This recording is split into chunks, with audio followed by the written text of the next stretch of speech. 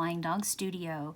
If you have joined us for our previous video, then by this point you have finished the contour drawing of Gamora and you are ready to go forward with the shading. Now this video is for both traditional and digital artists, even though I'm working digitally. If you are just finding this video, then I recommend you take a look in the description below where you will find a link to the previous video where we learned how to draw Gamora. I am also going to link down there for those of you that are going forward with the shading process, which is what we're going to be doing in this video, a link to my blog. And on my blog, I'm going to have the finished shading on there so you can have that as a reference if you would like, so that'll make it a little bit easier for you to do the shading. Now, I'm also going to have on the blog a kind of like a transcript of what I'm talking about here today. So if you want to read it, that's on there for you. But if you have finished the drawing, you are to this point. And if you are a traditional artist, while the rest of us are talking here, just get out your eraser and start erasing your grid lines. And if you have been heavy-handed on any of the contour lines for Gamora, just kind of run your eraser along those parts because we don't want her drawn too darkly. I have her dark on here. That is so you guys can see her at home, but you do want to have that a little bit lighter if you're working on traditional medium. But the rest of you guys, I want you to come to your layers, and the first thing we're going to do is quickly erase our grid, which is simply turning that off. And you'll see I have some other layers on here because I've already started her and we're going to talk about those things. So right now, the only thing I have up is my drawing layer. I am going to add a layer above, and on that layer, I'm going to add a photo of a canvas that I have purchased online. And you can find sites where you can purchase like canvas texture or paper, whether it's watercolor or Bristol, whatever you're looking for, or cloth, whatever you're looking for, you can find those online that you can purchase.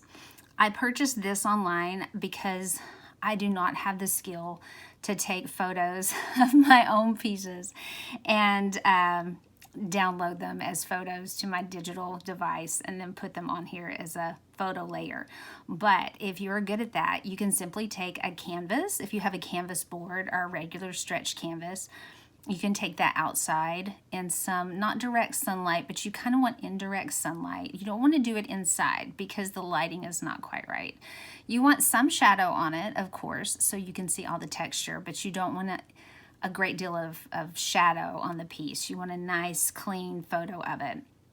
Then you're going to download that to your device and then add it as a layer onto your piece. And this is going to be your top layer, and it's always going to be there. And I'm going to turn that on now. There we go. I'm going to zoom in so that you can see that there's actually texture on this. So that is our textured layer on top. Now, the reason I like to do that, it gives traditional art more of a tradition. It gives digital art, I'm not sure if I said that correctly, digital art more of a traditional art feel.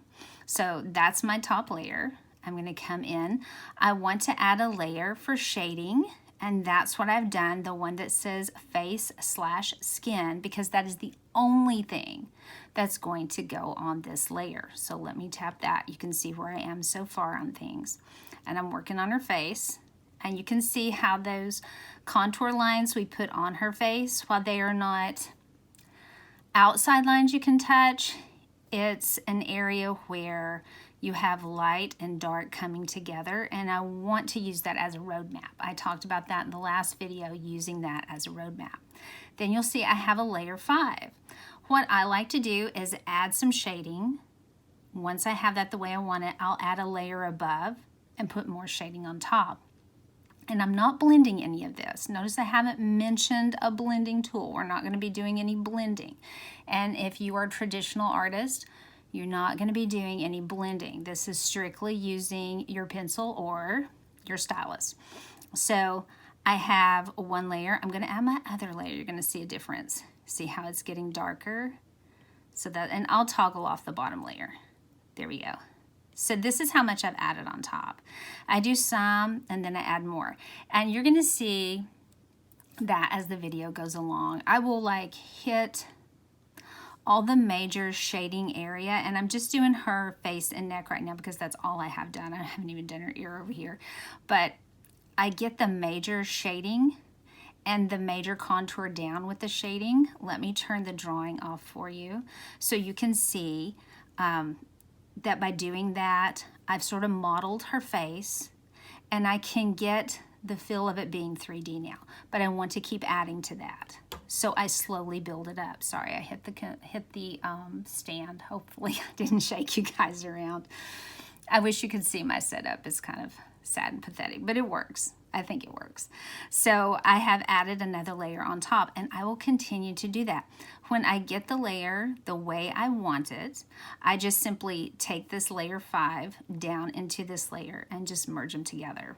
And all I did was pinch those two together. And if you don't want to do it that way, if you're working on another device, you may be able to tap your layer, and you should have a merge down button where you can merge it down. Now, notice that I have the grid locked. Grid locked, that's funny. I have the grid locked. I have the drawing layer locked. And I'm going to lock my canvas filter layer. Now, I also wanted to show you on this canvas filter layer, whoops, let me unlock it so I can show you. I have the opacity turned down to about 25%, anywhere around 20-25%, because when you put it on originally, it's going to look like that. So you can really see the texture there. And so I take it down to about 20-25%. It's sort of whatever is your preference. Some of you may like it a little more. Some of you might like it a little less, but you can see that gives it, and always lock it back, that gives it more of a paper-like feel. And if I were to turn that off, you can really tell that there's a difference in the shading. One of my other videos where I'm demonstrating this and I'm shading, I call it like a lazy tool. It is, because I don't have to blend. This takes the place of blending, and I don't have to be so precise to get every little bit in when I'm shading to make sure it's super smooth, because that kind of smooths it out for me. So I really do like to add filters on top, and I always add them. I sometimes do watercolor, I sometimes do canvas. I really do like the texture of the canvas, so I use that quite a bit. So I'm going to show you how we are going to be shading, and this is for you whether you are traditional or you are a digital artist. This is how we are going to do it. For my digital artist, I want you to jump into your sketching, and the brush that I'm using is the peppermint brush. And you may say, do I have to use that? No, you don't have to use that. But if you want to try to duplicate what I'm doing, that is what I'm using. And I'm taking that down to anywhere between 50 and 70% opacity. And then I'm just adjusting the size of that brush as needed. So that's what I'm working with. What I have found, if I'm trying to learn a technique, whether it's digital or traditional, I like to try and duplicate exactly what the artist did. That is the way that you can learn best if you're wanting to learn a technique. So if you have the option to grab those tools, then grab those same tools that the artist is using. If you are using a digital device that does not have this, if you can't download, if you're using a different program, I should say, if you can't download Procreate, you don't have Procreate, find something that is going to give you, let me just make sure, I have added another layer above that, that's going to give you this sort of texture. You see that sort of texture. And notice, guys, that I am coloring with my brush at an angle, or my stylus at an angle. You're going to do the same thing if you're working with a pencil. So if you're a traditional artist, don't go in and try to shade like this. This gives us a different look. We're not wanting that. We're wanting something soft and smooth. Now this is Procreate and an Apple product here that I'm using. So my stylus is pressure sensitive. So I can go lightly, I can bear down, and it knows that. You may be working with a program that doesn't allow you, or a stylus that doesn't allow you to have pressure sensitivity. In that case, keep your opacity kind of in the middle. You can always come back and add to it. And if you make a mistake, you can always erase over it very lightly and then come back in again. So don't worry about that if you don't have the same tools. But if you are working in Procreate, I do recommend you try to grab the same tools that I have grabbed. All right, so if you're working traditional art right now, you're like, I don't have anything called a peppermint pencil, I recommend that you use, if it is available to you, a 2B, a 4B, and then a regular B. So I should say B, 2B, and 4B. And that gives you a good tonal range, so you can get some of these dark shades with your 4B, and you can get some of the lighter shades with your B, and then your 2B will be your medium shades that are through here. Remember, when you're using a pencil in traditional art, if you have an H on your pencil, and I think I might have a, actually this is my daughter's room, let me see. Okay, she has right here. This is just a regular like pencil you would buy for school. It says number 2 and it says HB. So it has HB. I tell my students, think of that as in the middle. It's not hard with the H and it's not too soft with the B. It's somewhere in between. So this is a good in-between pencil. And the B, actually, it doesn't have the H, so it colors a little darker. So if you have a B that's a soft lead, the higher the number, the darker, the softer the lead, the darker your shading will be. If you have an H pencil, the higher the number, the harder the lead, the lighter your shading will be. So I'm not using any H pencils in this. I recommend you use B's, B, B2, and B4. If you can only grab one pencil, I would grab a 2B.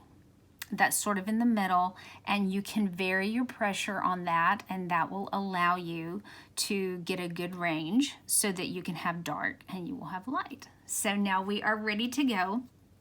And I did, for my digital artist, you will have a layer that you're going to name face or skin. Do name your layers. It's going to help you to know what you're doing. I have a student that will have like 50 layers and she never names anything, but she knows what she's doing. I'm not like that. Most people aren't, and you generally have to go back and turn things on and off to decide what's on that layer. So label your layers so you know what's going on. The one that I'm working on that I'm getting ready to merge down, I never named that one. And I always leave the face / skin, the one I'm going to merge down into, I usually leave that unlocked as well. So we're ready to go on the demo layer. So whether you are traditional or you are a digital artist, I do not want you to be shading with your pencil going straight up and down. Do not do that for me. What I want you to do is keep it on its side. Another thing I do not want you to do, and I'm going to turn my opacity up so you guys can see this, I do not want you to shade back and forth like this. And the reason for that, it tends to overlap and look a little sloppy, and you can see where you've colored. What I prefer is for my students to color in sort of a circular motion. I'm going to put my hand on the canvas so that hopefully you can see this.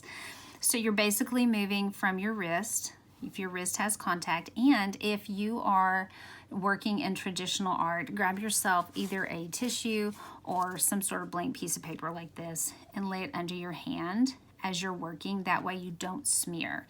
If you are right-handed, I recommend you start in the upper left-hand corner and work down. Always work on the opposite side. So if you're right-handed, start on your left side and work. If you're left-handed, start on your right side and work. Whichever way you're going, just be certain you put something under your hand. Now for digital artists, if you have palm rejection, then you're not going to have to worry about that. So when you are coloring, you're going to be moving from the wrist, kind of in a circular motion. Hopefully I'm not shaking everything. And that's how I color, just like that. Kind of in a circular motion. Now I do work with kids, and kids will take you very literally on things. So I have to be careful what I say around kids because they take it so literally.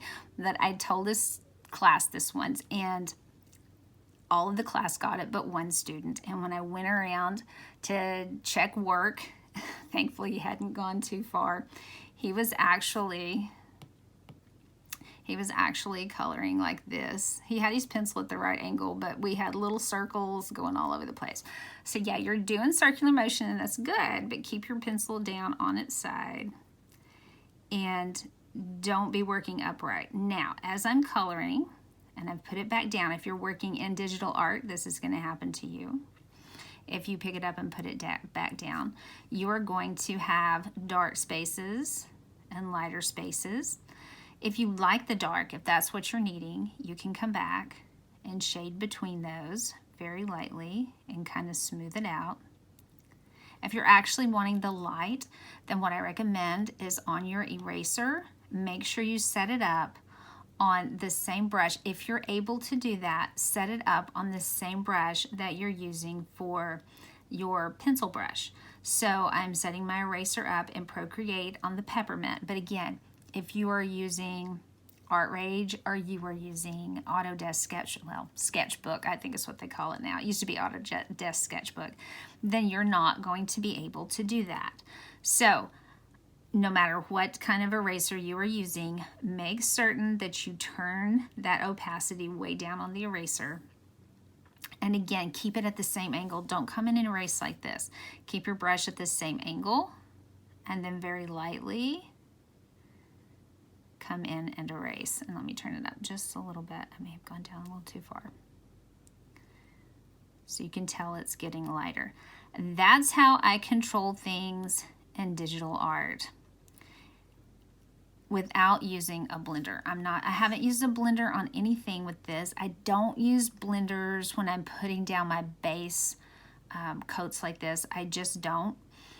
If I were gonna do this in color, I would still do a black and white underpainting like this, but for our purposes this time, we're only doing black and white. So our underpainting is our painting, but I never use the blender on this stage. I will use a blender in the color, and when we get to some color pieces in the future, I will show you how I do that, and I do have that in some other videos on here as well, that I've done some color pieces. If you go to the one of the, and I'll just link that down below. If you go to the one of the girl wearing the top hat, she looks, well, she's wearing a face mask and she's holding a little dog. In that one, I have done that in there and I explain how I use the blending tool, but I don't use a blender for any of this. And if you're at home doing the traditional art, do not blend it, not with your finger, not with a tissue, not with a blending stomp. Don't blend it. Just leave it as it is. Learn to control how it blends together by the way you are moving your brush and the amount of pressure you are putting on your pencil or your stylus. All right, guys, what I am going to do, you're going to see the video coming up after this, and it's going to be the time lapse of this. I'm going to slow it down as much as I'm able to do so, but I will put, I'm just gonna have to erase that because that's not part of it. There we go. I am gonna put the final piece of this on the blog. So if you like, I do have a student who likes to have me send her the piece that I've already done so that she can look at it on her phone while she's, you know, drawing on her paper and watching the class on her iPad. But we are going to be doing her face and her ear right there. I'm going to be doing her chest, and then she has a shoulder area on each side where there is skin showing. That is the only thing we're going to be doing in this process today. We will come back with a video hopefully next week, Lord willing, and I'm going to be doing the hair, and I'm going to be doing the outfit that she's wearing. So if you have any questions, please feel free to put those down below, and I will get back with you as soon as possible. Thanks for watching, guys.